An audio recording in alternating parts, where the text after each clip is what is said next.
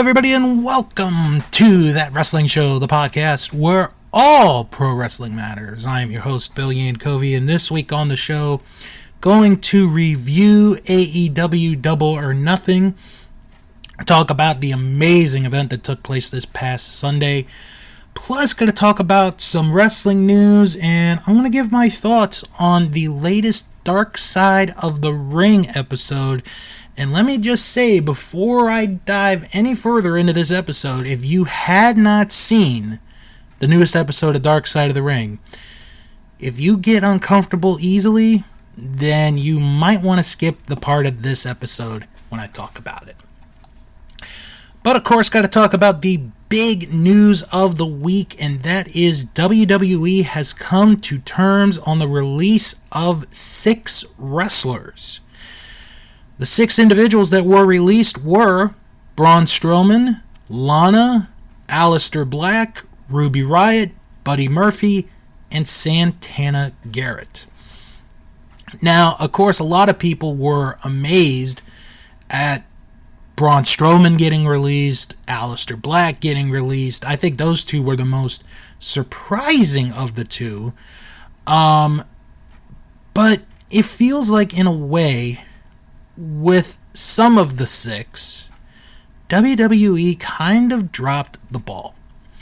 Now, with Santana Garrett, I only saw her in NXT.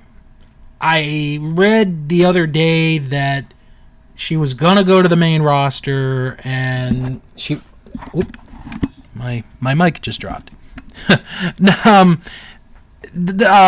was going to go to the main roster, but something happened along the way, and, well, that's that.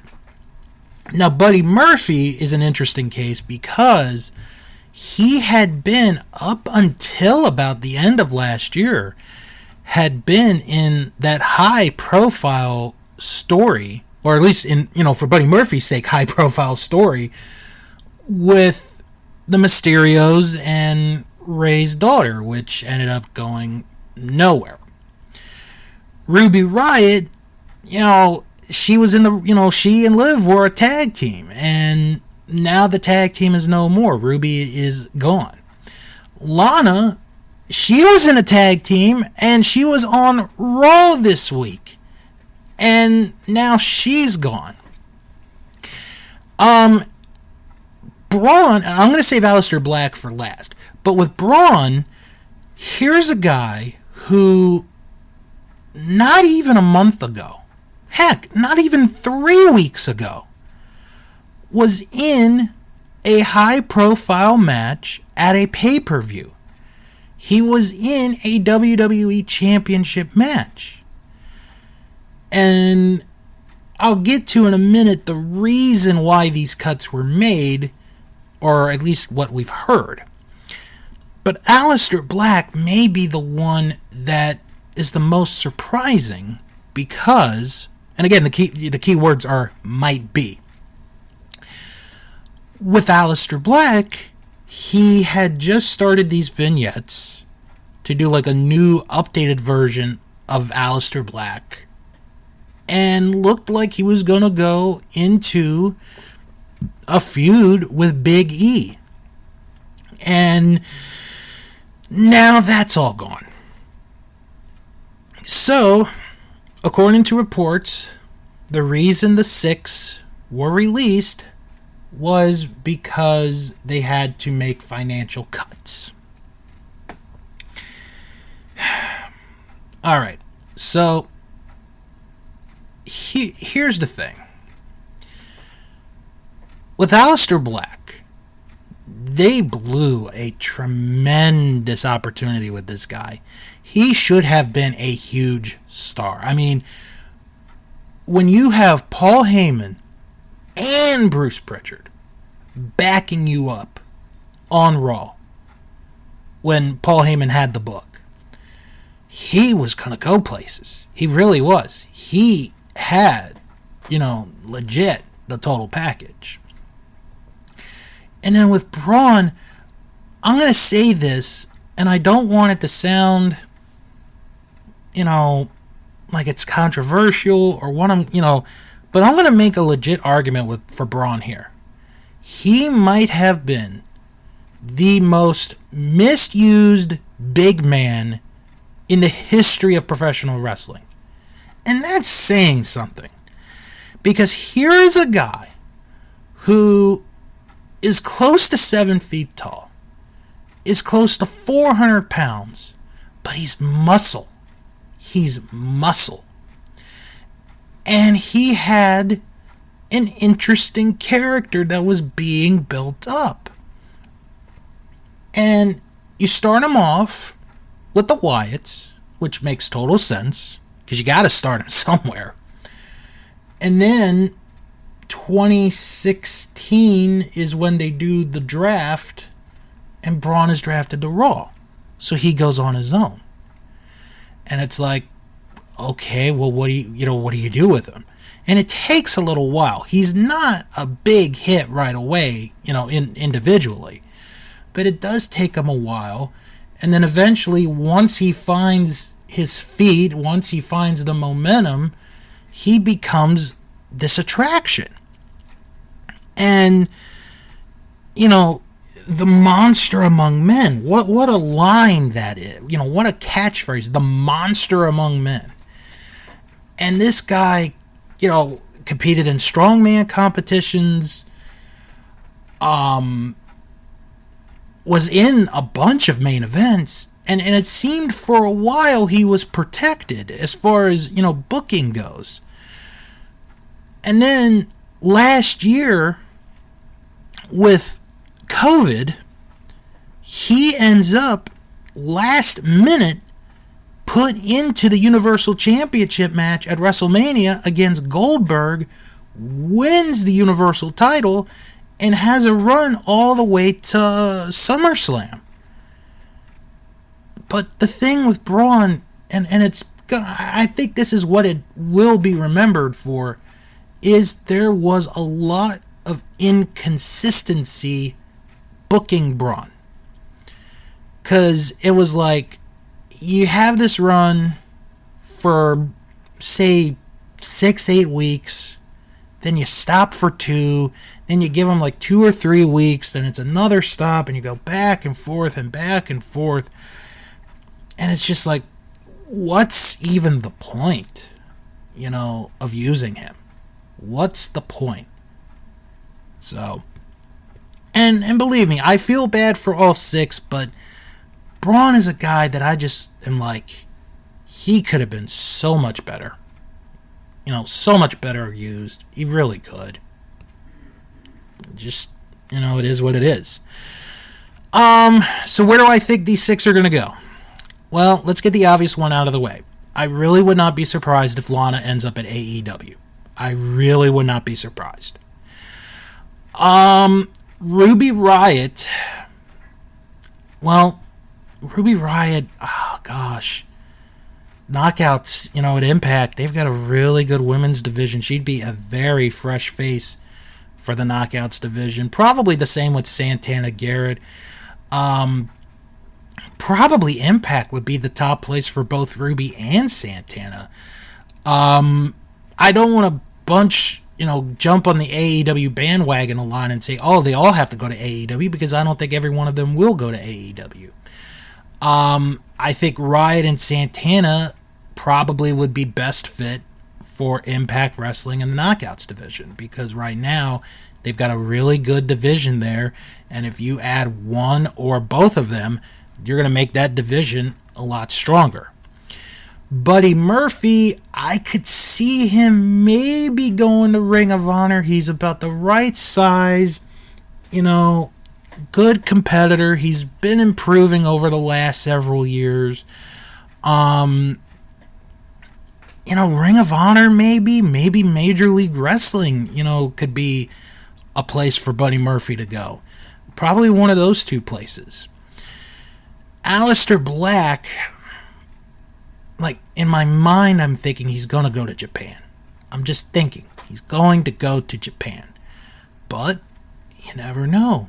Maybe the NWA, maybe Ring of Honor, maybe Impact, MLW, AEW. I really don't know. Maybe Alistair decides to go back and wrestle in Europe, which is a possibility. I really don't know. Maybe he goes to Japan, not necessarily to New Japan. Maybe he goes to All Japan Pro Wrestling. Maybe he goes to Dragon Gate. Maybe he goes to Noah or DDT. Maybe, All Japan. I mean, there's a bunch of possibilities that he could go to. So, but Braun is the big one. Pardon the pun. He is the big fish in the little pond.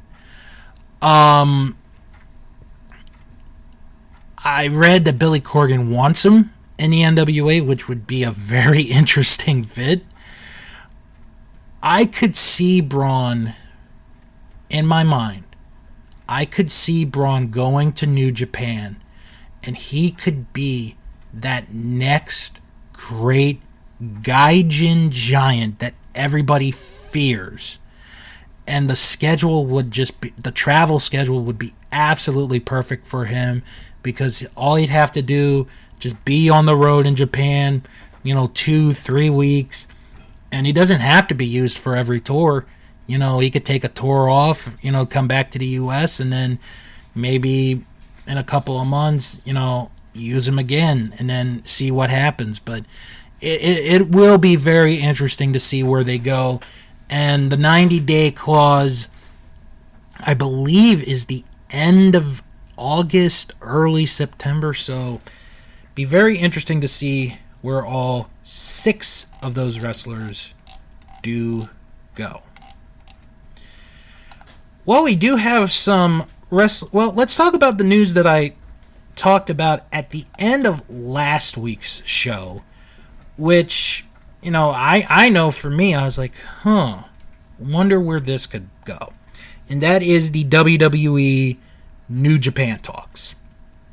And there is a new bit or a new story today reported by the Observer that states that, well, Daniel Bryan, he was a big name that was mentioned, but he has not been part of the recent talks of a possible New Japan WWE partnership if they go that way.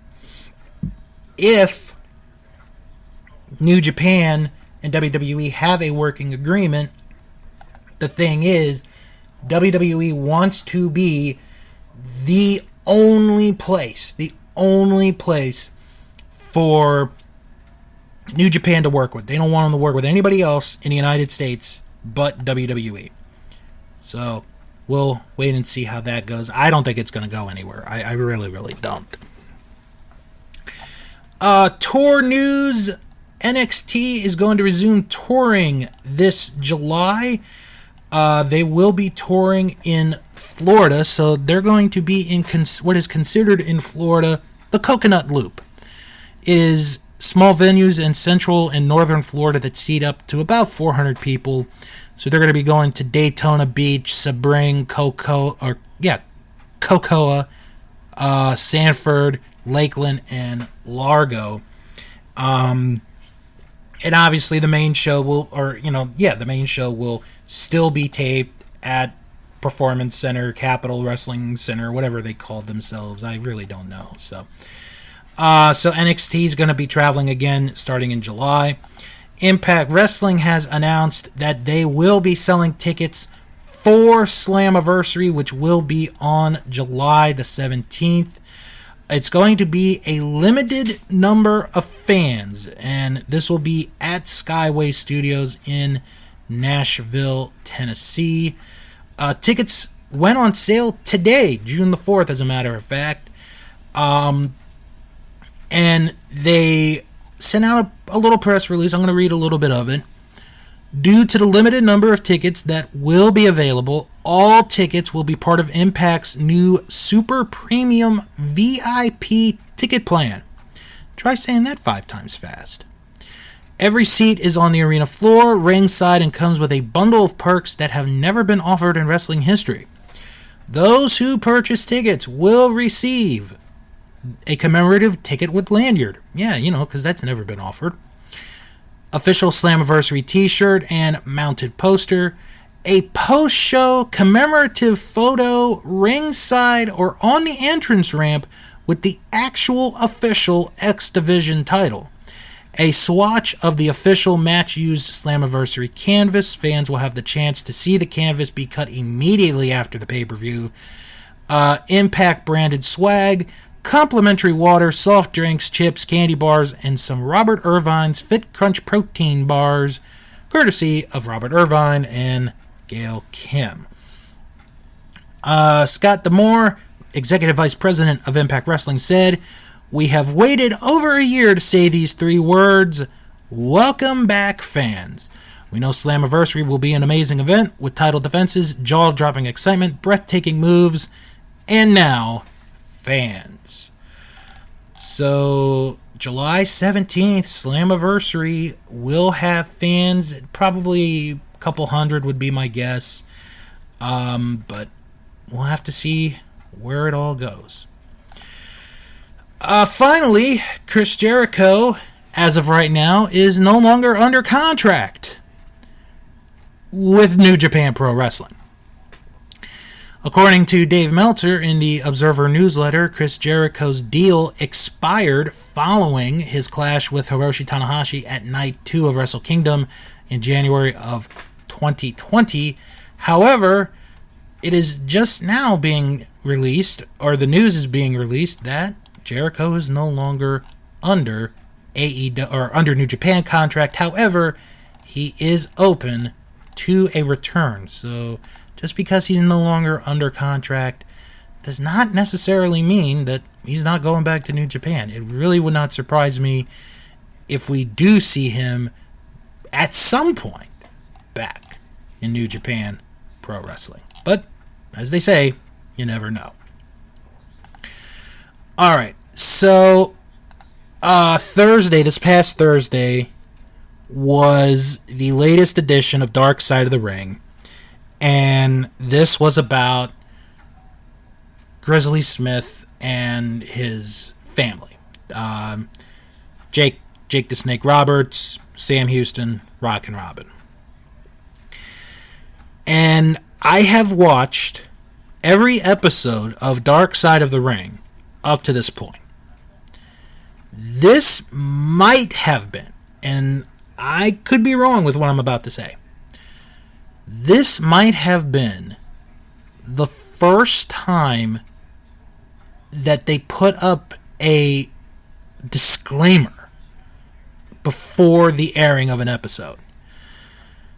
So when I saw that, I'm like, oh boy, I just be ready for whatever comes. So basically, in short, and this is where it gets a little uncomfortable, so if you want to fast forward, you can, because I'll be talking about the pay-per-view in a moment. Grizzly Smith was a pedophile, basically. He had relations with girls that were underage. Jake the Snake's mother was 13 years old when he was born. And there was one point where Rockin' Robin told a story of how Grizzly brought to her house a 9-year-old girl and asked her if she could make a daiquiri for the kid. And Rockin' Robin, basically put her foot down and is like, you can leave, but you are not leaving with this kid. And apparently this had been going on in the family for a long time, like even to his own kids, which is absolutely terrible. No one should condone that kind of action whatsoever. And then they talk about the other daughter, Jolynn, who was kidnapped, basically. And the person that confessed to the kidnapping was found guilty, was originally going to serve a 33-year to life sentence, but only served 7. and they never found the body. And could Grizzly Smith have been involved in it? We don't know. We will never know. I do not want to start any speculation. But it's like hearing the stories of what those three, Jake, Sam, and Robin went through, and then also their other brother, who was not a professional wrestler.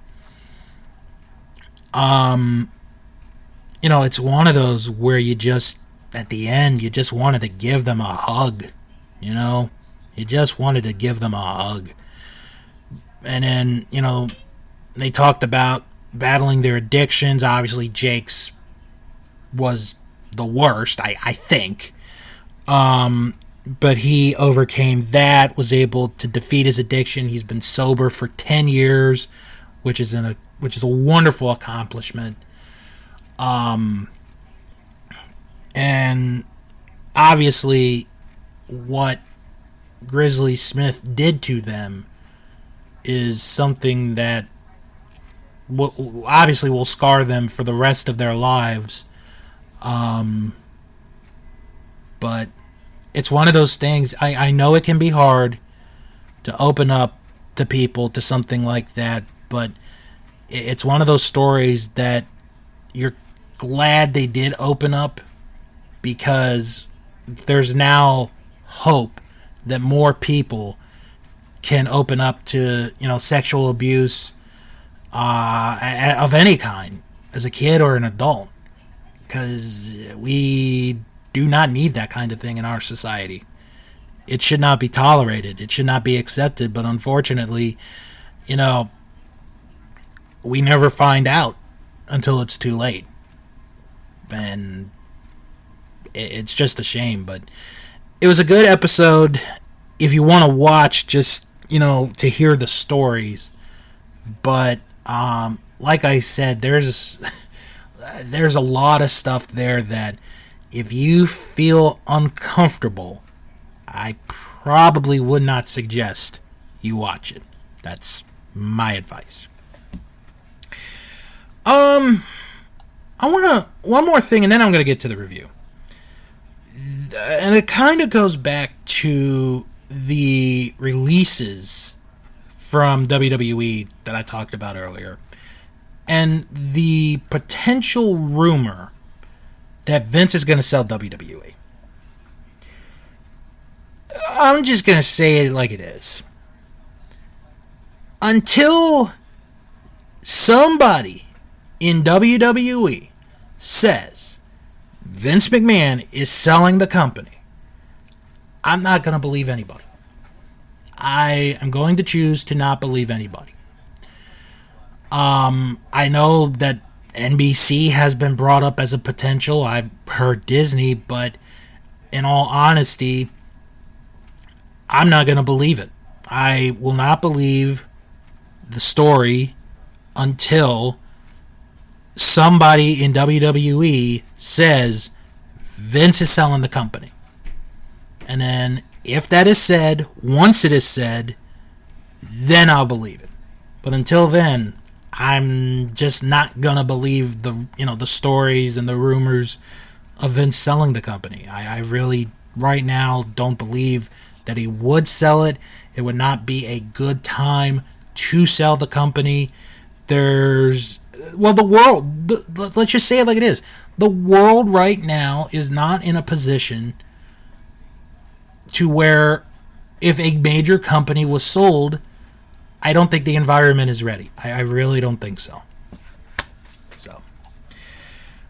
Alright, well, last Sunday was a hell of a pay-per-view. Talking about AEW Double or Nothing 2021. Just an amazing show, which really, with the exception of one match, was a terrific show. And I said this in the post review, which was on Patreon. This could be a potential for the show of the year. It really, really could. That's how good of a pay-per-view it was. So, we're going to go through each match. I'm going to give my rating. I'm going to tell you what Dave Meltzer thought. And also CBS Sports. How about that? CBS Sports actually did ratings for this pay-per-view. Unbelievable. So, let's dive into it. This is AEW Double or Nothing 2021. We had a buy-in match, which was for the NWA Women's Championship, Serena Deeb defending against Riho. And this was kind of an interesting match because here Serena Deeb comes off as the heel in the match, which I think is okay because Riho is a very popular wrestler. She's very well liked. And I don't think you can, at any point in time right now, boo Riho. So Deeb was the heel in the match. Just solid wrestling, good back and forth. Couple of close near falls. Serena Deeb was able to get the win with a submission move where she basically took Riho's leg and was bending it backwards to the point that Riho, had to tap out. And Serena Deeb retains the NWA Women's title. I gave the match, you know what, I'm gonna change my grade on this. I had it a little bit lower. I think I'm gonna bump it up just a little bit. I'm gonna make it a C. I had it at a C minus. I'm gonna change it back, or I'm gonna change it to a C. Meltzer gave this 4 stars. Holy crap! For a pre-show match, he gave it 4 stars. CBS Sports rated this as a B+. And just a reminder, Serena Deeb this Sunday will be defending the NWA World Women's Championship against Camille on their pay-per-view this Sunday afternoon.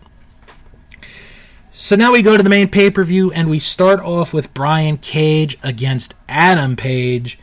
And this was a fantastic beginning match for the pay-per-view. A lot better than the rematch that they had, or a lot better than the previous match that they had. Both these guys went at it. It was solid, back and forth wrestling. There were times where it looked like Cage was going to win, but then there were also times it looked like Page was going to win. It just was a great match that told a very good story. And then we get to the end where Hook comes out because Brian Cage had asked Team Taz to stay in the back. I can do this match on my own. So Ricky Starks comes out.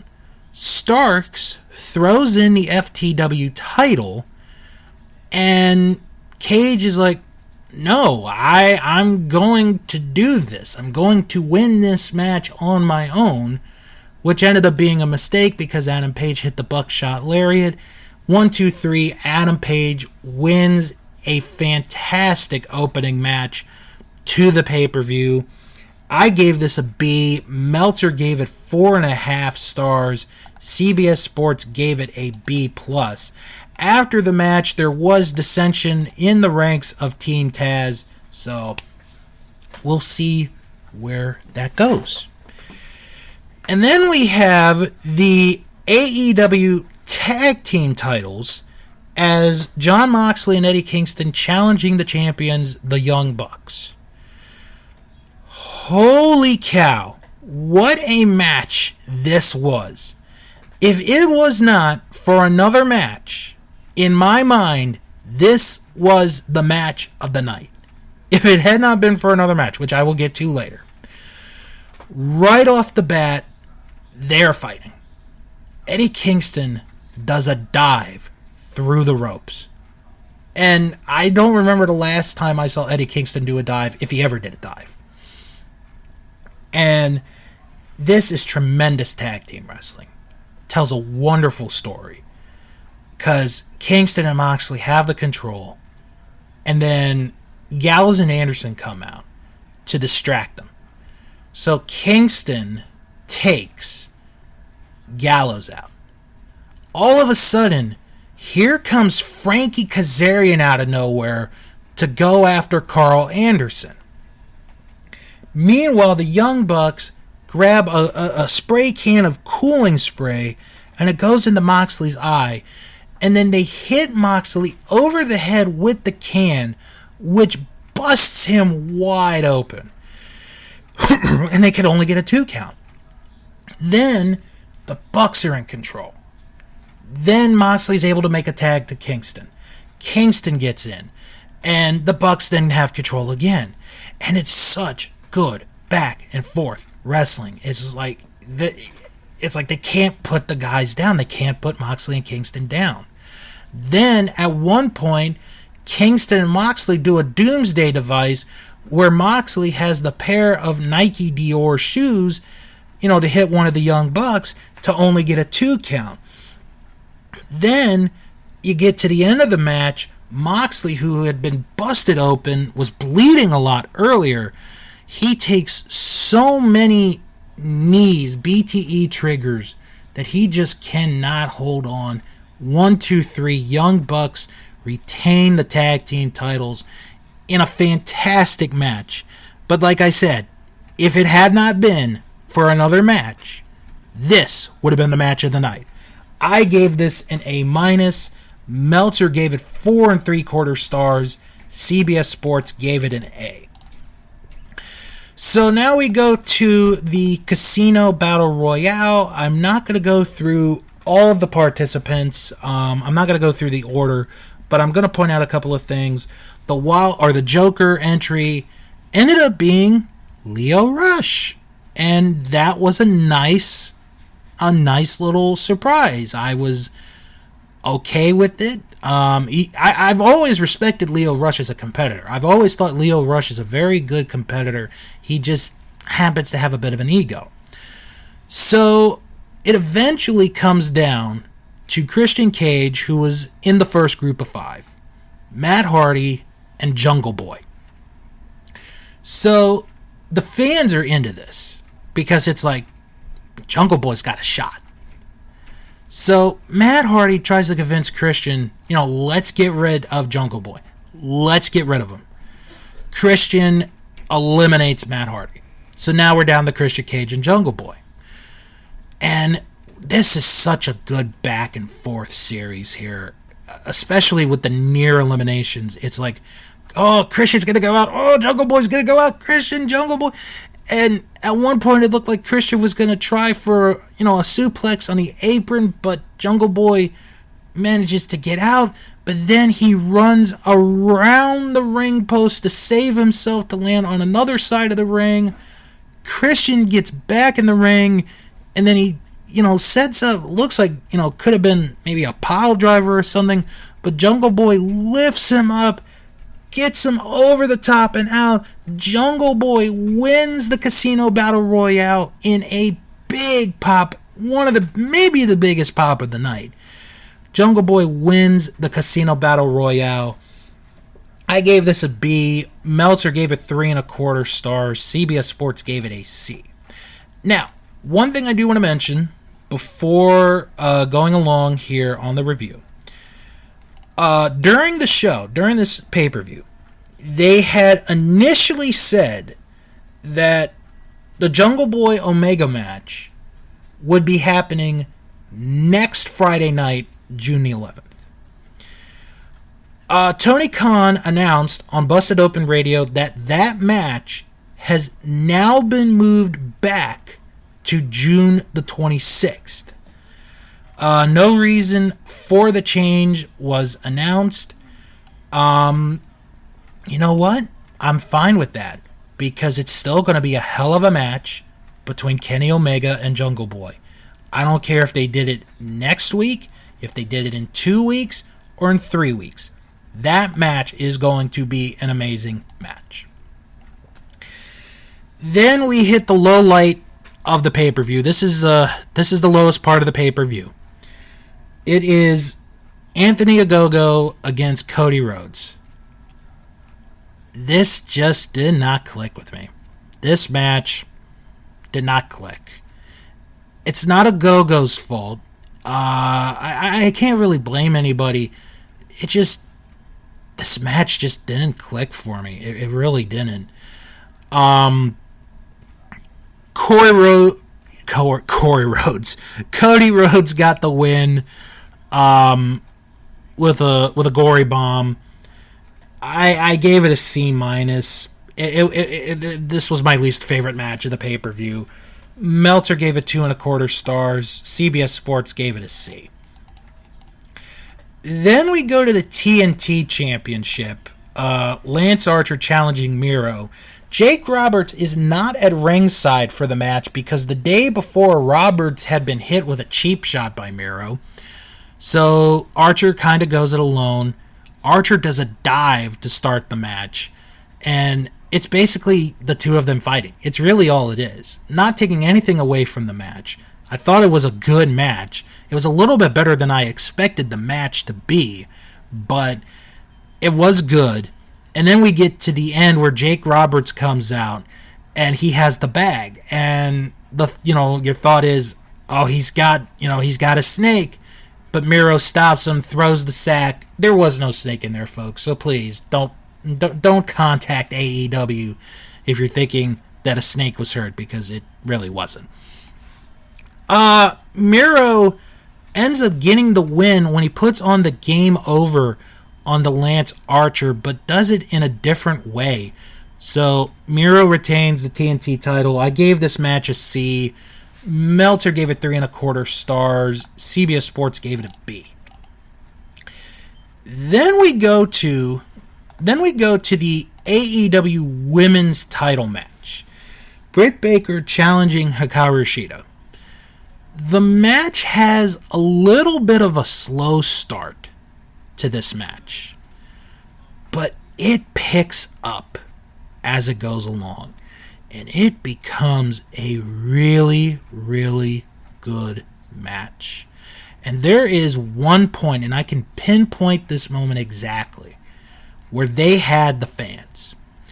Because there's a spot where Britt Baker has a waistlock on Sheeta, and Sheeta's running to the ropes.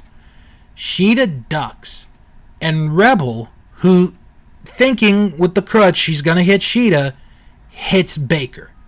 And as soon as she does that, there is this sound over the audience like, oh no, Baker's going to lose this match. But she gets out at 2. Then we get some tremendous wrestling, back and forth, near falls, submission attempts, can't quite get it, and then eventually Britt Baker puts in the lockjaw onto Sheeta. She has no choice but to tap out. Britt Baker wins the AEW Women's title. A hell of a match. I really liked this match. And then after the match, Tony Schiavone went over, gave Britt Baker a hug, which was a nice moment. He didn't have to do that, but he did because he and Britt have become such good friends. I gave the match an A-. Meltzer gave it 3.5. CBS Sports gave it a C+. Then we go to this tag match. Ethan Page and Scorpio Sky against Sting and Darby Allin. Holy cow, Sting can still go at 62 years old. So it is a fight to start the match. Allin is with Page, Sting is with Scorpio. Scorpio Sky and Sting, they go to the entranceway. Sky hits a suplex on the rampway. And, it's like, oh, that's going to take care of Sting. Scorpio Sky is celebrating. Sting pops right up. And, he knocks Sky down. He does a big dive off, the chips onto Page and the Sky. We see Sting get in the ring for a little bit, hitting stinger splashes, still on the move, doing an amazing job. Then we get another spot, an insane spot. Ethan Page is in the ring with Allin. Page military presses Allin up into the air. And, he could have dumped him anywhere. He does the Bam Bam Bigelow run with Spike Dudley. Page runs with Allen, throws him over the top. Allen barely makes the barricade, lands on his brothers and a few other people in the front row, which was an amazing spot. Then Allen, he gets pulled out by Sting, and the referee's making a count. And Page is right there, waiting. And it's like, if you put him in, I'm going to eat him alive. And Sting is like contemplating. It's like, oh, do I want to put him in? Do I take the loss? Basically is what it was. And Allen eventually dives in before the count, could hit, and they lose the match. So Allen eventually makes a tag to Sting. Sting hits a couple more Stinger splashes. Then he hits a Scorpion Death Drop on the Scorpio Sky. 1, 2, 3. Sting and Darby Allin win the tag match. Very entertaining. It was a very entertaining tag match. Sting and Darby Allin could be a pretty good tag team if we see more matches of them in the near future. I gave this a B. Meltzer gave it 3.5. CBS Sports gave it a B as well. Then we go to the match of the night.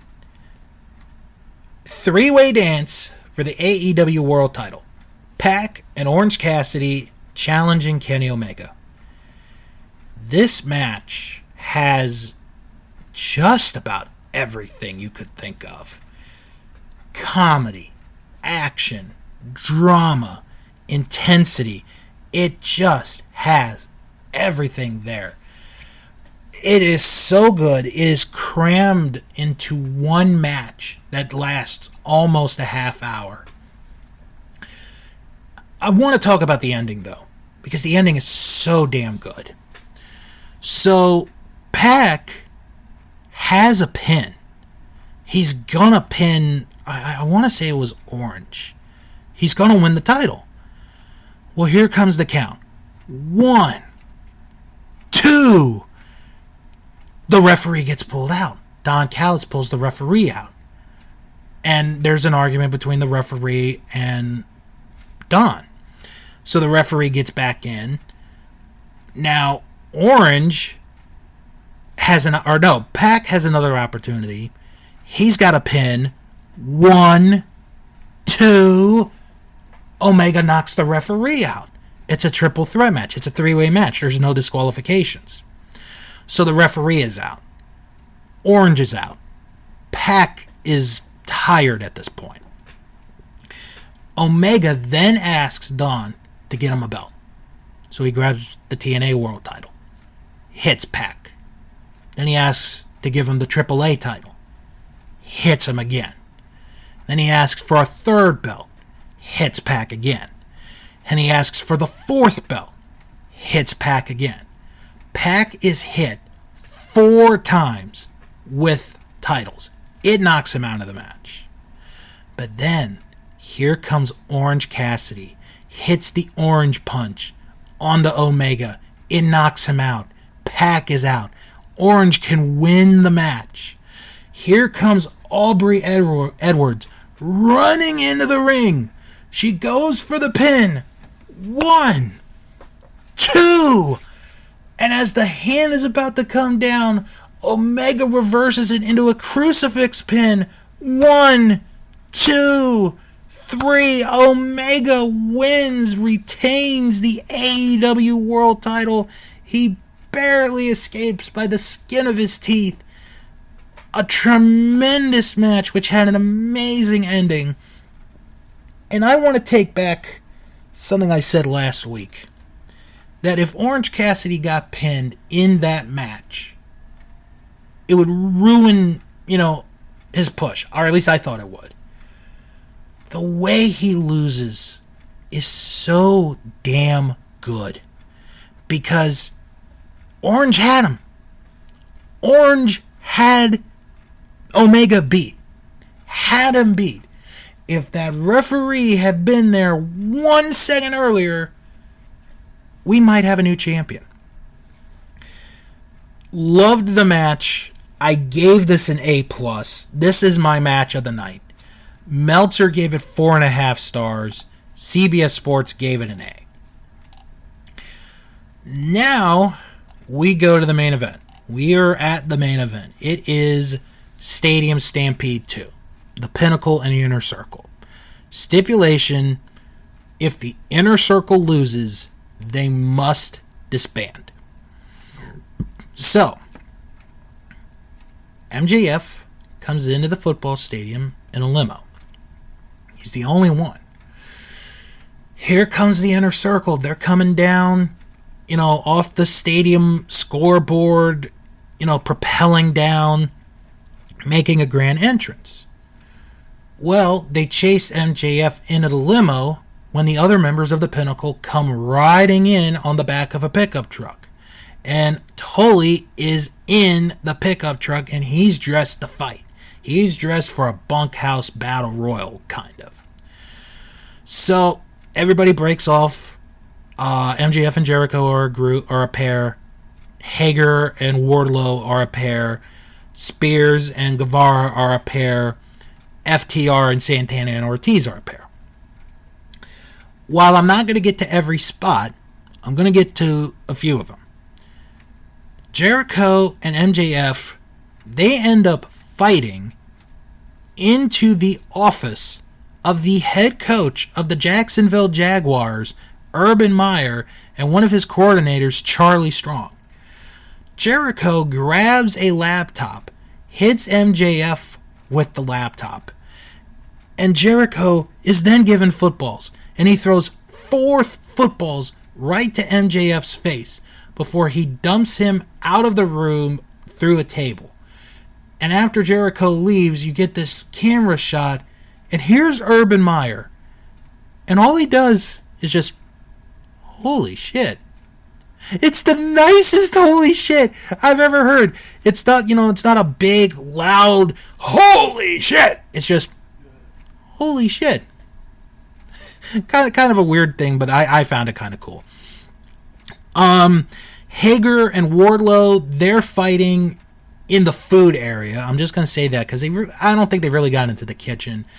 They fight into the freezer at one point, get out of that. Guevara and Spears, they fight around the area that has the chairs. Guevara ends up getting handcuffed at one point, which is like, this could be trouble. So then we have, the tag teams. They're at, I guess you could say it was like a bar or a party room or whatever. And they have a fight, and they have to take shots, and Conan is there as a DJ. So they're fighting. Tully tries to get a shot, but Conan blocks it. Santana and Ortiz get the upper hand on Blanchard. And then one member, I think it was Santana, that went into the elevator with Dashwood as they go down. So Spears is now walking around, and he's looking for anybody when we see the Inner Circle bike gang, and they start chasing him around. Jericho and MJF, they're now fighting through the offices of the Jacksonville Jaguars. They go into a meeting room. MJF grabs a hammer at one point, tries to hit the broken arm of Jericho, but Jericho blocks it. He grabs Floyd, hits him, and then staples MJF on the forehead. They continue fighting, and then they eventually make it to Daly's place. And this is where the battle goes, because MJF and Jericho, they're like at the third tier, they're like at the upper deck, and MJF tries to dump Jericho over, but can't do it. Jericho hits MJF with a light and then power bombs him through, I guess a box or a table would be the best way to put it. So MJF is out.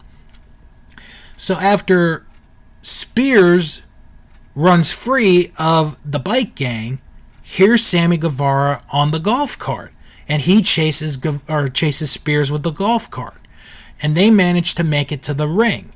So it's Spears and Guevara one-on-one in the ring. It's good back and forth action. Spears has a chair set up in the corner, tries to send Guevara into it, but Spears is sent into it by Guevara. Guevara reversed it. Guevara hits a beautiful 630 splash onto Spears. 1, 2, 3. Inner Circle wins. They stay together as a group, and they celebrate in the ring to end the pay-per-view. Obviously, this match could not be better than last year's, although this is a good match. What I liked about the match is that it was a different feel to it than the first one. The first one was kind of a comedy match, where it was the end of a feud, but it just was, you could do the funny gimmicks here. This one, the second one, it's serious business. It is serious. If one team loses, they have to break up, which is why I liked this match. I gave it an A because I thought it was really well done. I still think the original one, the first one, is the better of the two, but I'm not taking anything away from this one. This is a well done match. I gave it an A. Meltzer doesn't really do, the taped matches. I don't know why, but it's just him. CBS Sports gave it a B+, and that is it for Double or Nothing. We're going to get to the grades right now. I'm going to say this. I loved the heck out of this pay-per-view.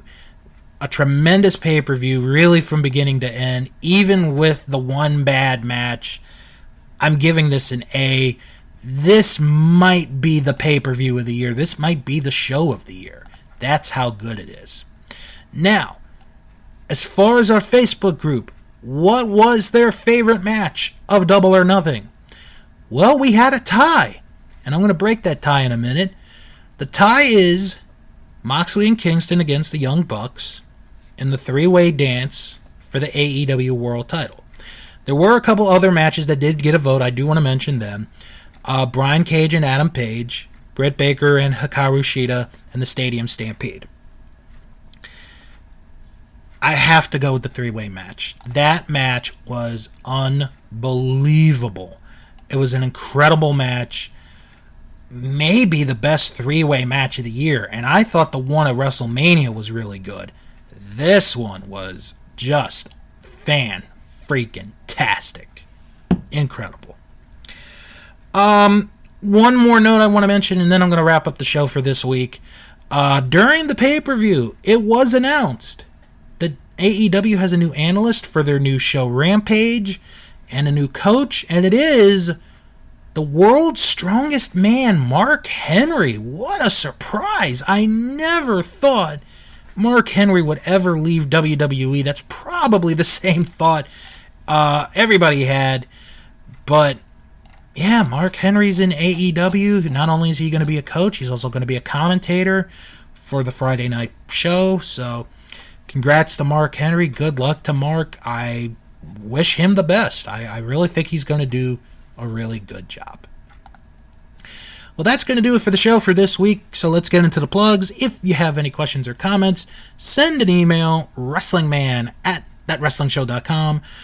Follow the show on Twitter at WrestlingShow11, and follow the show on Instagram at ThatWrestlingShow.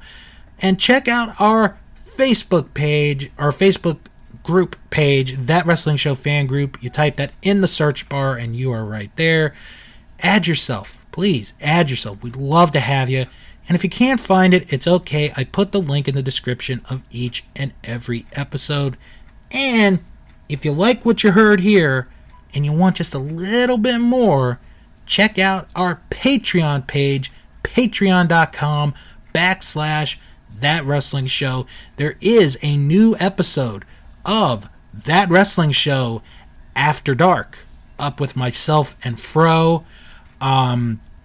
Really good listen. We talk about our favorite stand-up comedians, among other things, and you can get that on the $2 tier. Remember, we only have 3 tiers. The highest tier is $3 a month. So check it out. Patreon.com/That Wrestling Show. All right, now to plug our friends and other podcasts that we like. Check out Our Vantage Point, the Retro Wrestling Podcast with Joe Murata and Michael Quinn. This week, they discuss the Montreal Screwjob. Could it have been a work? We'll try to change your mind. Plus, Week 3 of the Royal Rankings, almost said Royal Wedding, but of the Royal Rankings of the best world title changes, and a review of WWF Superstars from June 30th, 1990. Apparently, the individual that suggested that episode, I've heard he's a very nice, kind, handsome man who reviewed that or suggested that episode to them. Plus, and again, they are the only podcast that I will give a plug for their Patreon for. If you sign up right now for their highest tier, which is $5, you can get right now their review of WrestleMania 9. That's right, it is up, ready to listen. I hope you have your togas ready for that review. Check it out on their Patreon page. It is Our Vantage Point, the Retro Wrestling Podcast. Also, check out Greetings from Allentown with Peter Winston. He watches one episode of wrestling in his own unique way. This week, it is part 2 of his review of the very first Saturday night's main event. That is this week. That is this week on Greetings from Allentown. Also, check out Juice Pro Wrestling, where this week they have a very interesting discussion. Is Hulkamania for life? Andre Corbeil joins them to discuss the impact of Hulk Hogan, his legacy, and much more. This is an episode, if you are a Hulkamaniac, you're going to want to check out this week on Juice Pro Wrestling. Now, if you're looking for non-wrestling podcasts, check out the Best Pick Movie Pod with Tom, John, and Jess. 3 people who just love the movies. They've watched each and every Academy Award-winning Best Picture winner in no particular order. This week, they discuss the Best Picture winner of 1982, Gandhi. That is this week on the Best Pick Movie Podcast. Also, check out Last Stop Penn Station with Kerry Silken and Ian Riccaboni, as this week they have part 2 of their interview with Bushwhacker Luke. That is this week on Last Stop Penn Station. Also, check out The Castle Vault, which is a chronological deep dive of Disney animated films powered by Disney+. This week, they discuss the 2018 movie The Incredibles 2. That is this week on The Castle Vault. Also, check out Dave and Ethan's 2000-inch Weird Al podcast, where they sit down and interview podcast host, author, and Weird Al superfan Lex Friedman as they discuss his career, his fandom, and working with Weird Al on the ridiculously self-indulgent, ill-advised Vanity Tour. That is this week on Dave and Ethan's 2000-inch Weird Al podcast. Also, check out Bill Learns Kingdom Hearts. It is the podcast where I am joined by Jim Boy Star. I sit down and watch 30 minutes of Kingdom Hearts on YouTube, and we dive into what I watched and talked about everything that happens. This week's episode is Kingdom Hearts is Light. That is this week on Bill Learns Kingdom Hearts. And finally, Sharks Pond, a South Park podcast, is back with a brand new episode as I watch and review each and every South Park episode. This week, I review the Season 12 episode, Canada on Strike. That is this week on Sharks Pond, a South Park podcast. Okay, next week on this podcast, this particular one you're listening to, I will be previewing NXT TakeOver in Your House, go through all the matches, give my picks, and who will win. Plus, I'm going to bring up an interesting topic, an interesting conversation about a term that I'm going to be upfront with you guys. I'm getting a little bit tired of. What is it? Well, you'll just have to tune in next week to hear what it is. Thank you for tuning in to this episode of That Wrestling Show, the podcast where all pro wrestling matters. Have a good, safe weekend, and when you're done, come back here next week for another episode of That Wrestling Show, the podcast where all pro wrestling matters. And as always, holy shit.